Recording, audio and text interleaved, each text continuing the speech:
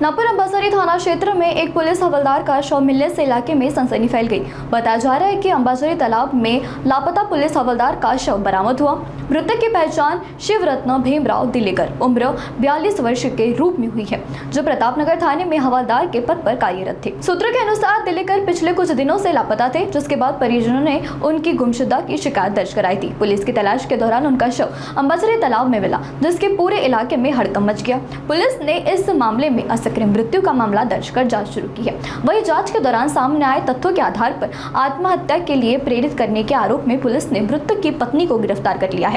फिलहाल पुलिस ने पूरे मामले की गहराई से जांच कर रही है और आगे की कार्यवाही जारी है। अंबाझरी तलावात एक व्यक्तीचा मृतदेह तरंगताना आढळून आला। त्या हिशोबाने त्या ठिकाणी बीट मार्शल गेले। बीट मार्शल यांनी त्या मृतकास बाहेर काढला। त्याची ओळख पटली। त्याचं नाव शिवरत्न भीमराव बेलेकर असे त्याचे नाव आहे। वय 42 वर्ष। सदर इसम हा पोलीस हवालदार या पदावरती राणा प्रतापनगर पोलीस स्टेशन येथे कर्तव्यावर होता। तो 22 फेब्रुवारी 2026 पासून बेपत्ता होता। 24 तारखेला त्याचा मृतदेह अंबाझरी तलावात मिळून आल्याने अंबाझरी पोलीस स्टेशन येथे मर्ग क्रमांक 11/2026 कलम 194 BNSS भारतीय नागरिक सुरक्षा संहिता याप्रमाणे आकस्मिक मृत्यू दाखल करण्यात आला होता। नमूद मर्गच्या चौकशी अंती विविध साक्षीदार पडताळण्यात आले।